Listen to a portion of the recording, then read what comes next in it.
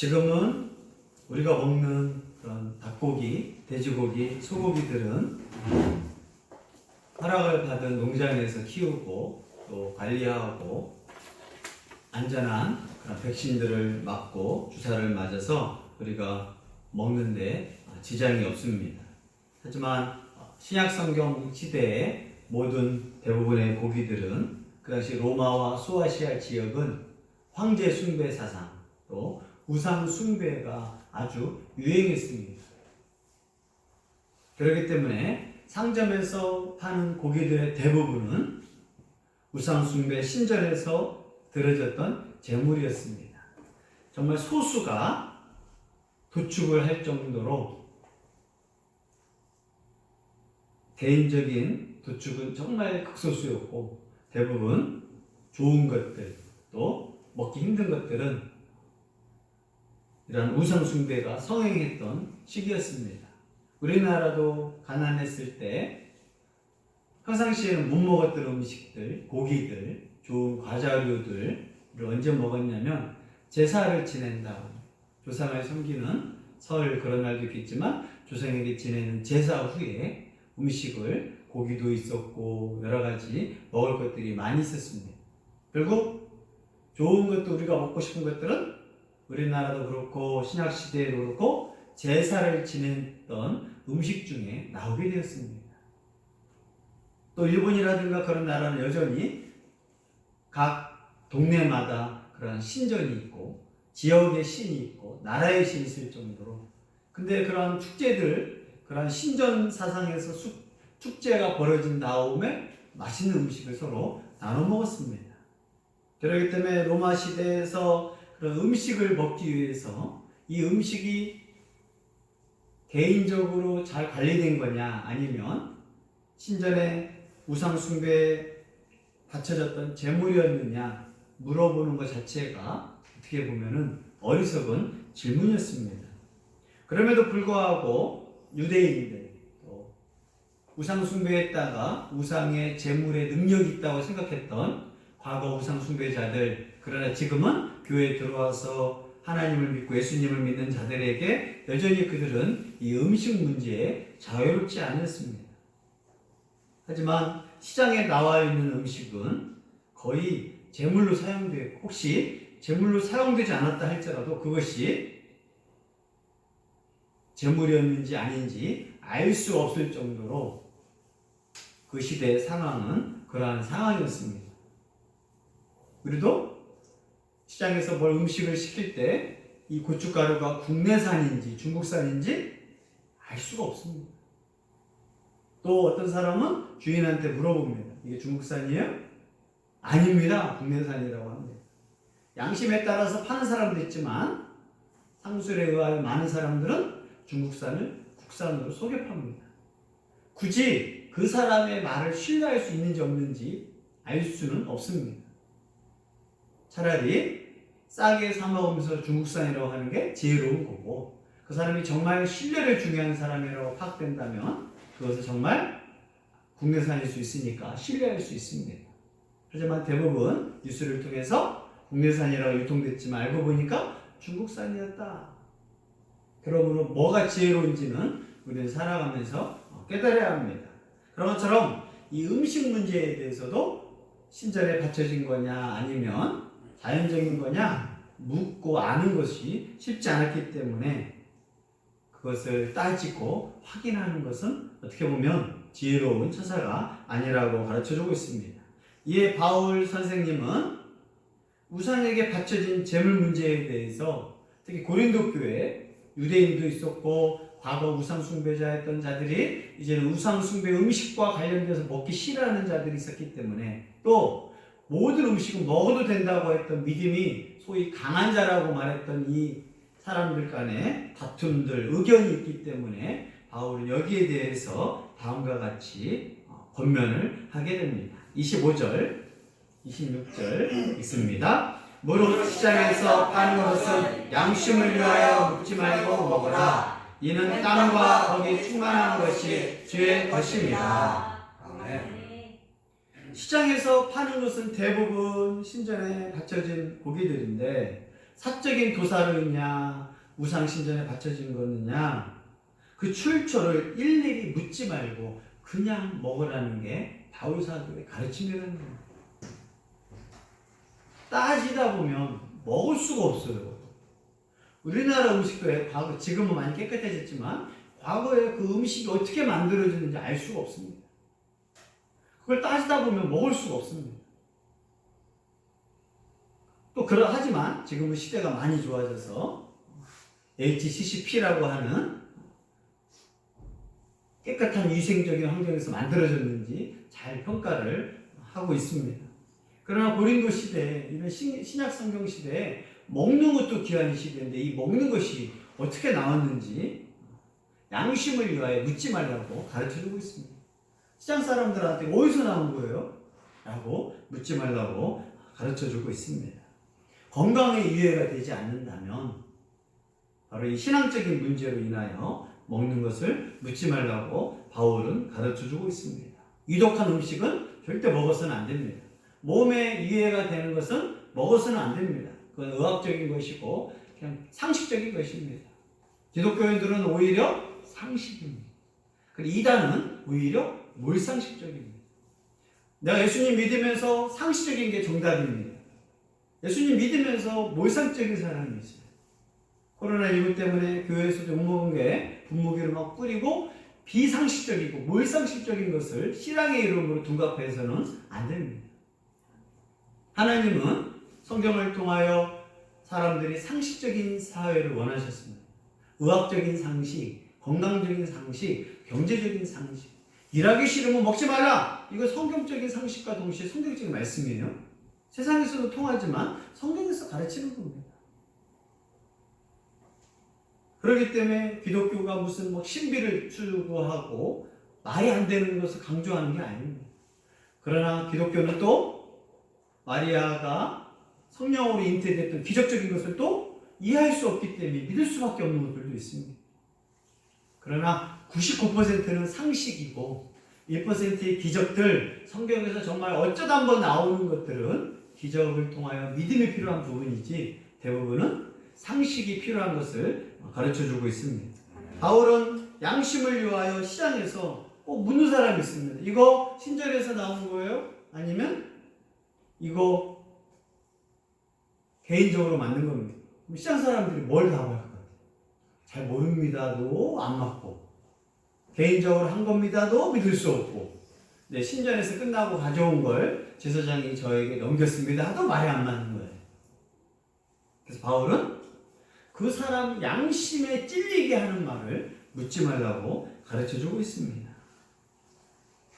왜 이런 양심을 위하여 묻지 말고 먹으라고 하느냐? 모든 음식, 모든 먹는 것은 누가 만드셨느냐? 하나님이 만드셨기 때문이라고 가르쳐주고 있습니다. 바울은 이것을 뭐라고 말하냐? 땅과 거기 충만한 것이 주의 것이다. 왜 땅에 있는 것, 땅에 사는 모든 것이 하나님의 것이냐?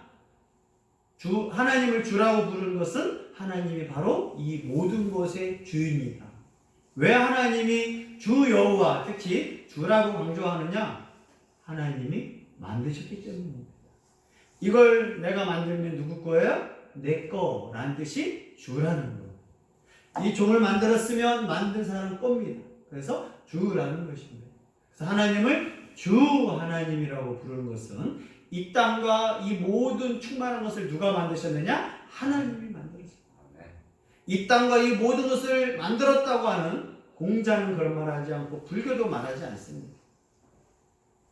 그러나 하나님은 내가 만들었으니까 바로 내가 주인이다 라고 말하는 것입니다. 근데 의외로 많은 사람들이 하나님은 좋은데 주 하나님을 의외로 싫어합니다. 왜 주 하나님에 대해서 뭐 하느냐? 그분이 주인이다. 그럼 나는 뭐예요? 소유라는 거. 내가 소유된 걸 의외로 싫어해요. 하나님 믿으면서. 하나님이 주인이라는 표현을 의외로 싫어합니다. 나는 나지 왜 내가 하나님일 거야? 바로 하나님이 이 땅과 충만한 것을 만드셨다. 이 땅에 있는 모든 짐승들, 과일들, 누가 만드셨어요? 하나님이 만드셨다. 이 모든 것은 하나님의 것이다. 그러므로 하나님이 우리에게 주신 것이므로 우리는 먹는 것에 대해서 자유로울 수 있다. 단 건강에 유해가 되지 않는다면.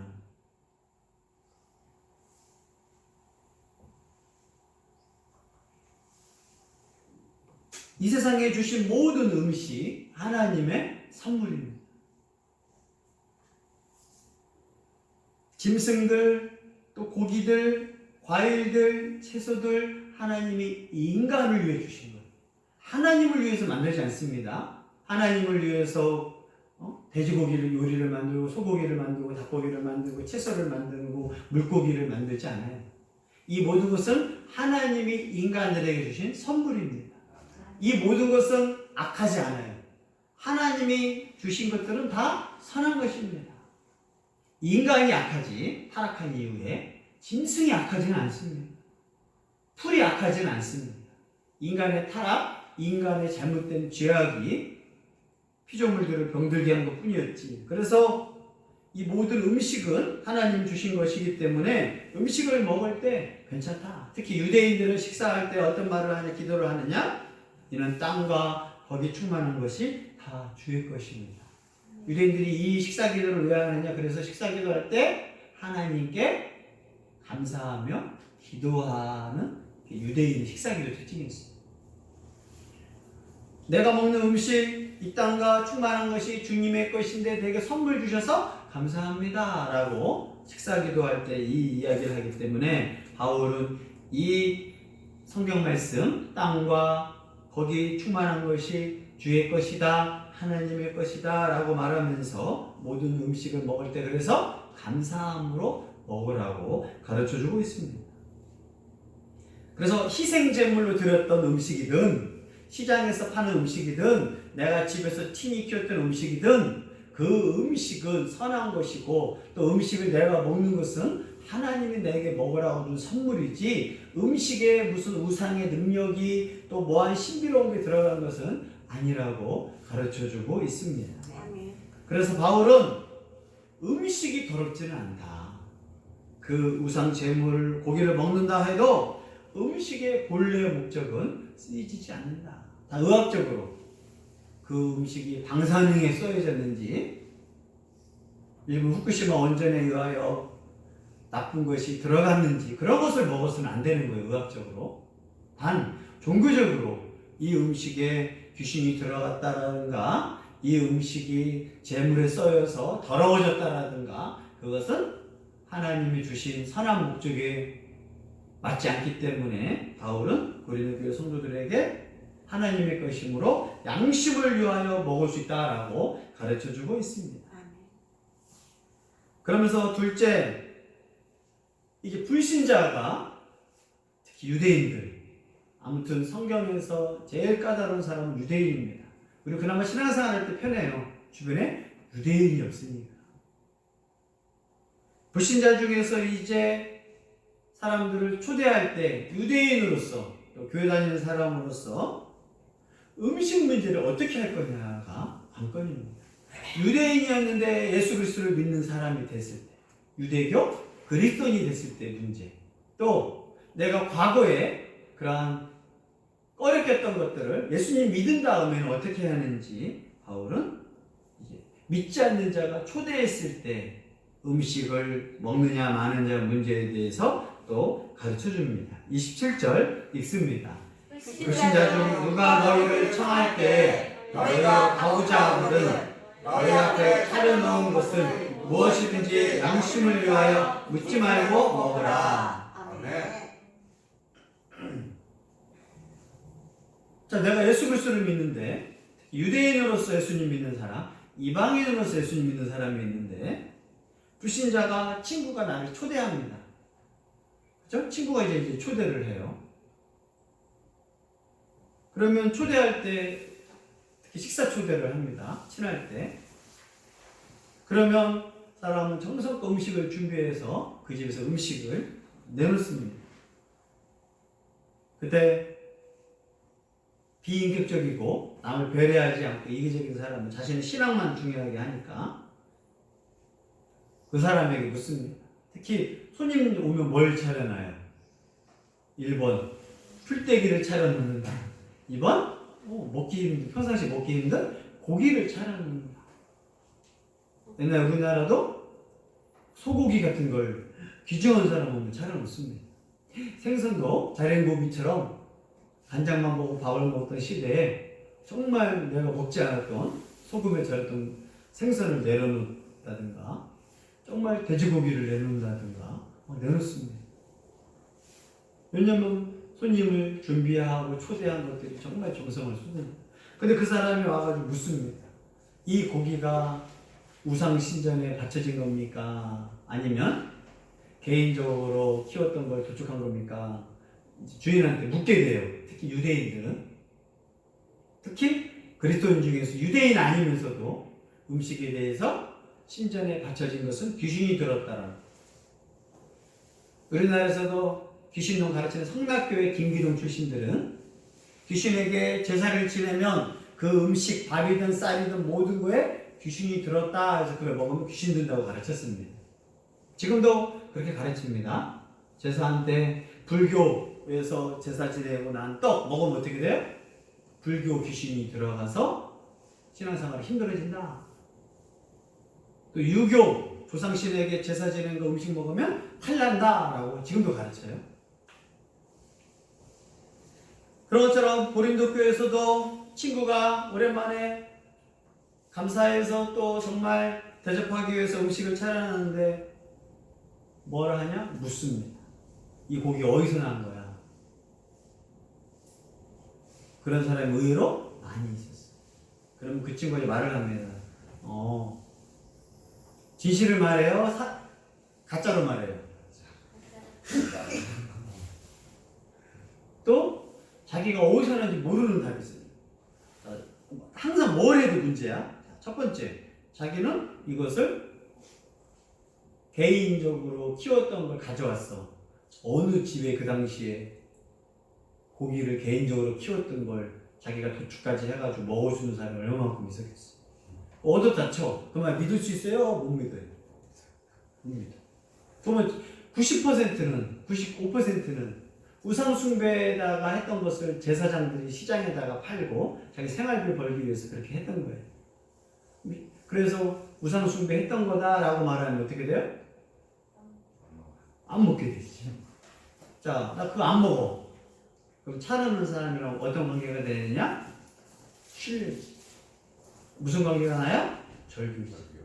내가 돈을 투자하고 시간을 내고 당신을 위해서 초대했는데 평상시에 먹지도 못한 음식 당신을 위해 초대했는데 이것이 어디서 나오느냐고 묻는 것은 그 친구랑 뭐 하겠다는 거예요? 끝장나겠다.